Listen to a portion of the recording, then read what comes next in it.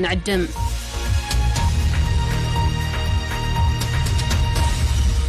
كون سجنتا BBC أفان أوروموتي نولين ترا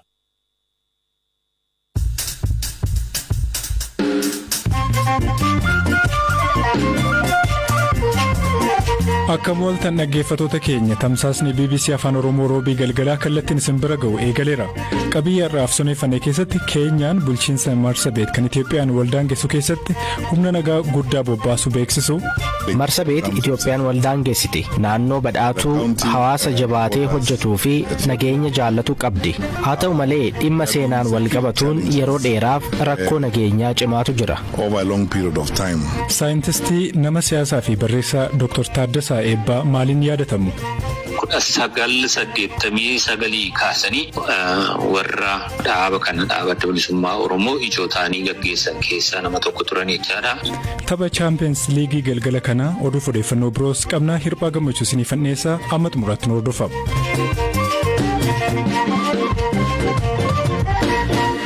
Keeniyaan bulchiinsa Marsabit kan Itoophiyaan waldaangeessitutti humna nagaa guddaa bobbaasu beeksifte. Kutaa bulchiinsa kanaatti galgala sa'aatii 12 hanga ganama sa'aatii 12tti dhorkisochii ji'a tokkoof turu kaa'ameera. Caamsaa 2 galgala irraa eegalee guutummaan kaawuntii Marsabit uggura sochii jala akka seentu hoogganaan dhimma biyya keessaa Keeniyaa Fred Matiang beeksaniiru. Bulchiinsa kaaba baha biyya keenyaa kan taate kaawuntii Marsabit yeroo dheeraaf rakkoon nageenyaa qabdi ture. Marsabit Itoophiyaan waldaangeessiti naannoo badhaatuu hawaasa jabaatee hojjetuu fi nageenya jaallatu qabdi. Haa ta'u malee dhimma seenaan wal qabatuun yeroo dheeraaf rakkoo nageenyaa cimaatu jira. Matiang duulli hidhannoo waraanaa seeraan alaa naannicha jeeqaa jiru qulqulleessuu itti fufaa jedhan. Matiang rakkoon nageenya Marsabit yeroo dheeraa kan lakkoofse ta'uudha dubbatan. Bakki gosti Oromoo kaaba Keeniyaa lafa daangaa Itoophiyaa waliin waldaangeessu keessa qubatan Marsabitii fi Isiyoolootti ji'oota darban walitti bu'insa sababoota adda addaan hawaasa naannicha jiraatu gidduutti dhalate lubbuu namaaf qabeenya hedduu balleesse. Matiang Isiyooloon addatti lafa jeequmsaati jedhan. Bakki addaa Koom jedhamu albuuda baastota seeraan alaa wajjiniin wal qabatee walitti bu'insota naannichatti gama adda addaatiin deeggaruutu jiraa jedhan. Qabeenya albuudaa seeraan ala baasuurraa argamu kunis sochii shororkeessitootaa deeggaraa waan jiruuf tarkaanfii ammaan dura fudhannee hin beekne akka fudhannuuf sababa ta'eeraa jedhan. Haala nageenya naannichaatti rakkoo keessa galaa dhufe sirreessuudhaaf ammaan duras qaamoleen nageenyaa gahaan ergamuu fi sochiin meeshaa waraanaa seeraan alaa hanga dhaabbatutti opporeeshinicha akka itti fufus qondaalli kun himaniiru. Hooggantoonni naannichaa gosti isaanii seeraan ala meeshaa akka hidhatu gochuu isaaniitiin haalli nageenya naannichaas rakkoo keessa galeera jechuun caasaa mootummaa naannichaas komataniiru. Opporeeshiniin mootummaan Keeniyaa kaaba biyyattiitti irra jireessaan Marsabit keessatti raawwatuun cinattis bulchiinsa Koomuu, kaawuntii Meertii, Isiyooloo fi naannoo Sololoo keessattis akka gaggeeffamu gabaafameera. Haalli nageenya naannichaa yaaddoo biyyaalessaa Keeniyaati. Sababiin jedhameef immoo shororkeessitoonni ulaa sana fayyadamuudhaan meeshaalee waraanaa gara kutaalee Keeniyaa kaanitti dabarsuudhaaf itti gargaaramaa jiru yaada jedhuuniin. Mootummaan ammoo uggura sochiif duula waraanaa labsuu isaatiin dura aangawoonni naannichaa rakkoo kanaaf fala akka dhiyeessan yeroo ji'a 3 kennee akka ture miidiyaan Keeniyaa The Star gabaaseera. Matiang rakkoon naannichaa siyaasa lafa babal'ifannaa hongee teessuma lafaa rakkisaa fi daddabarsa meeshaa waraanaa seeraan alaa hammaateeraa jedhan. Dabalataan tasgabbii dhabuun siyaasaa fi rakkoon biyyoota ollaa rakkoo naannoo sanii hammeessuu fi meeshaan waraanaa salphaatti namoota harka akka ga'uuf qooda qabaachuudha dubbatan.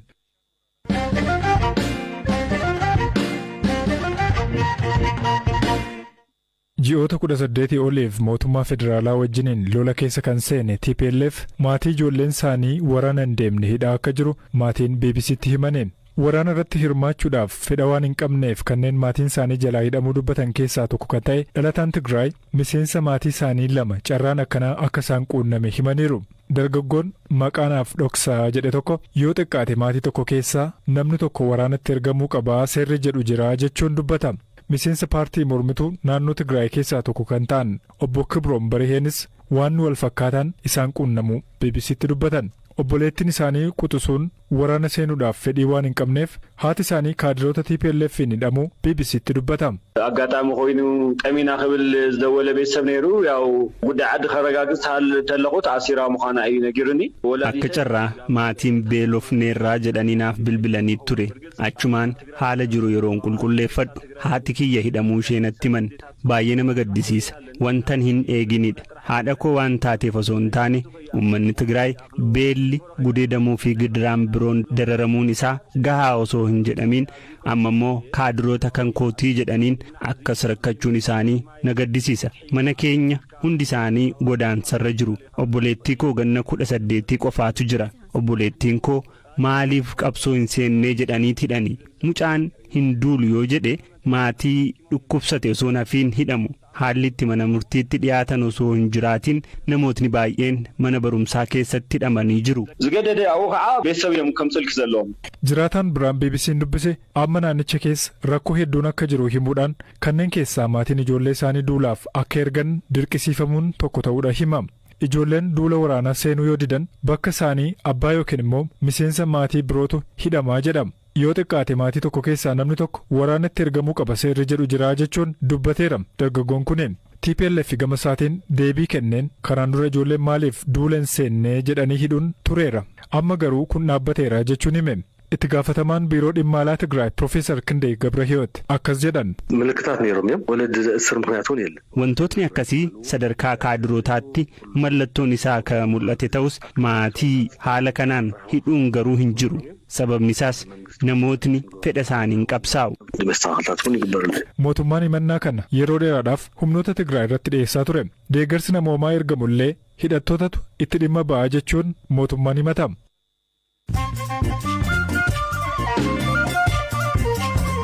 Amma immoo gidduuttan oduu gaggabaabsee isinitti hima har'a lammiileen Itoophiyaa 131 Saawud Arabiyaa irraa gara biyyaatti deebifaman magaalaa Riyaad irraa kanneen deebifaman hundi isaanii dhiirota yoo ta'an lammiilee rakkina keessa jiran biyyatti deebisuun akka itti fufu ministeerri dhimma alaa Itoophiyaa beeksise. Al-Shabaab aleellaa buufata waraanaa gamtaa Afrikaa Somaaliyaa keessa jiru irratti qaqqabsiiseen loltoota ajjeesuu hime. Hidhattoonni Somaaliyaa keessa socho'an Al-Shabaab loltoota Buruundii ergama nagaa kabachiisuu karaa gamtaa Afrikaatiin Somaaliyaatti ergama keessa turan 170 kan ta'an ajjeesuu hime. Itti dabaluunis buufata waraanaa gamtaa Afrikaa bakka loltoonni kunneen buufatanii jiran guutummaatti harkaa fudhachuu ibseera. Buufanni waraanaa loltoonni Buruundii keessa turan magaalaa Mogadishoo irraa gara kaabaatti kiiloomeetira 100 fagaataa jedhameera. Gamtaan Awurooppaa waraana Yukireeniin wal qabatee Raashiyaa irraa boba'aa bituu adda kutuu dabalatee yakka waraanaa keessatti kanneen qooda qabaachuun shakkaman qoqqobuudhaaf karoora baase. Pirezidaantiin Koomishinii Gamtaa Awurooppaa Ursula von der Leyen karoorri haaraan gamtichi qopheesse Raashiyaa irratti dhiibbaa godhamu haala Awurooppaa hin miiniin jabeessuu akka ta'es dubbataniiru.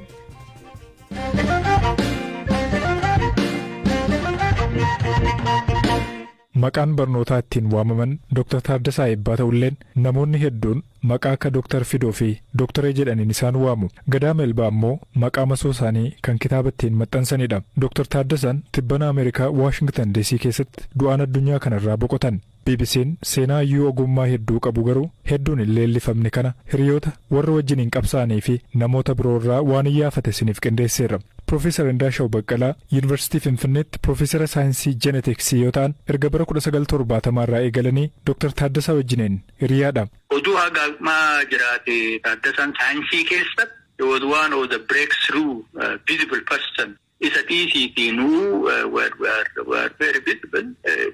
ስለዚህ isarratti hundoofne barataatii dhufne ስለዚህ contribution isa guddaadha. Gara siyaasaatti ka deemu Taaddasaan qees guddinaatti hin dhiyaata. Obboleessa Baaroo jechaadha. Hin dhiyaata. He could be a founding member. University Alammaa keessatti guddaa cunqursameera Taaddasaan. Nama gaarii, nama ka gargaaru, nama sammuu qabu callaa utuu hin ta'in sammuu sanii namaaf kayaatu. Bara 1970 keessa agarsiifni aadaa Oromoo galma tiyaatira biyyaalessaatti yeroo jalqabaatiif qophaa'ee ture namoota qindeessan keessaa illee tokko turan Dr. Taaddasaan. Ayyuun kun diree saayinsii, aartii, barreessuu keessattis gumaacha seena qabeessa kaa'anii darban caalatti siyaasa keessatti hedduu yaadatamu. Akkamiin gara siyaasaa seenan? Dr. Shuggut Galataa qondaalaa baa'uu fi namoota Dr. Taaddasaa itti dhiyeenyaan beekan keessaa tokkodha. Gadda isaanii ibsachuudhaan jalqabu. Dursa boqochuu Dr. Fidoo yookiin Dr. Taaddasaa Eebbaa gadda guddaatiin yaadadha. Qabsaa'ota adda bilisummaa Oromoo maatii isaanii guutummaatti uummata Oromoodhaaf jajjabina akka kennuun hin hawwaa isaanii fi biyyeen ittaa salphatu lubbuu isaanii jannataa baageessuun jedha. Dr. Fidoo Eebbaa yookiin Dr. Taaddasee Eebbaadhaan dhumoota gara bara 1980 keessaan haga tokkorraa quba qaba. Toora barumsaa isaaniitti hedduu jaboo qaroo kataan sanaafuu Yuunivarsiitii Harommayaa keessatti akka piroofeesaraatti barsiisaa turan. Achi immoo utubuu fi gaggeessaa maneejar ta'uudhaan baayodiversitii kan magaalaa Finfinnee jiru irratti kan hojjetan inistituutii sana kan bu'uureessan keessaa nama tokkodha. Kuni karaa toora ogummaa isaaniitiin karaa qabsoo bilisummaa Oromoo laaluu uummata Oromoof waan qabanirraa koora adda bilisummaa Oromoo kan bu'uureessaa irratti nama qooda fudhatanidha. Yeroo sanarraa kaasanii itti gaafatama fudhatanii qabsoo bilisummaa Oromoo kan itti fufan yeroo ta'u xumura irrattis barootii 80 keessa dirree dhiyaatti dirreetti dabalamuudhaan qabsoo hidhannoo irraa kan eegalanii turanii. Qabsoo hidhannoo kana keessatti bara dheeraa kan dabarsan sadarkaa hoogganaattis kan hojjetaa turan 1989 kaasanii warra dhaaba kana dhaaba adda bilisummaa Oromoo ijoo ta'anii gaggeessan keessaa nama tokko turan jechaadha. Ammoo kanarratti inni guddaan beekumsa qaban bal'inaan akka uummata Oromoo gahuudhaaf nama maqaa barreessaa isaaniitiin Gadaa Malbaa jedhamee yeroo dheeraadhaaf abbaan isaa hin beekamiin ture. Kan barreessan isaan ka ture seenaa uummata Oromoo kan nama baay'ee ija banachiise uummata keenyas qaqqabe ture kitaabni suni.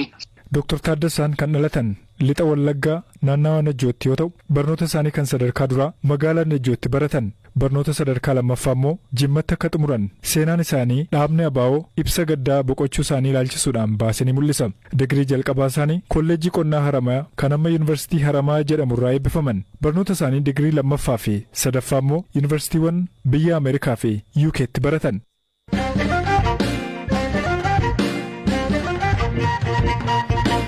Waancaan Champions League Awurooppaa bara kanaa kilaboota Ingilizii gurguddoo lamaan Liverpool fi Manchester City walitti fidaa laata. Liverpool kaleessa galgala Villarrealiin mo'atee mirkaneeffateera. Manchester City immoo tapha galgala kanaa Real Madrid wajjiniin qabuun hiree isaa ni bara. Waayilli keenya Elias Mulugeetaa kan isiniif qopheesse qaba.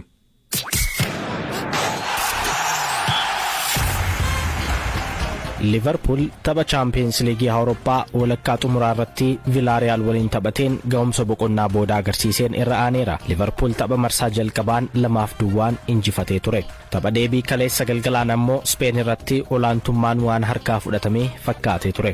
Boqonnaa booda garuu fooyya'uun ga'umsa duraan ittiin beekaman agarsiisuun abdii guutuun xumuraaf darbuu mirkaneeffataniiru. Liverpool waancaa Champions League Awurooppaa caamsaa 28 2022 Paarisitti gaggeeffamu irratti eenyu waliin taphata. Kun tapha hedduu eeggamu galgala kanaa Real Madrid fi Manchester City walitti fiduun booda murtaa'a. Torban darbee qe'ee irratti 4-3 Real Madridin kan injifate Manchester Cityn gara Spain Madrid deemee har'as mo'annaan yookaan walqixa baanaan waancaaf darbuu ni mirkaneeffata. Kanaan dura Champions League Awurooppaa marsaa 13 mo'achuun seenaa guddaa kan qabu Real Madrid Manchester Cityf laayyotti kan harka kennuun ta'u. Sanbata darbe waancaa La Ligaa kan injifate gareen Carlo Ancelotti hamilee gaariidhaan garee Pep Guardiola simatanii keessummeessu. Manchester Cityn taphataa sarara gidduu John Stones miidhamaan hiriirsuu baatus kanaan dura miidhaatiin taphoota 5 darban hin taphatiin kan ture Kyle Walker garuu deebi'eeraafi. Taphataan sarara ittisaa Real Madrid David Alaba jalaa miidhamus taphataan sarara gidduu Casemiroon deebi'eeraafi. Premier League Ingiliz dursaa kan jiru Manchester Cityn waancaa Champions League Awurooppaa kanarras ija godhatee hojjechaa jira. Waan maraafuu Real Madrid fi Manchester City keessaa eenyutu galgala kana mo'atee imala Paarisiif galaana qata amma laalla. Oscar Bungaa ogeessa teeknikaa keenya Biraanuu Gammachuu isiniif qopheessee hirphaa gammachuuti isiniif dhiyeessee boru walitti deebina iddoo nagaa bula.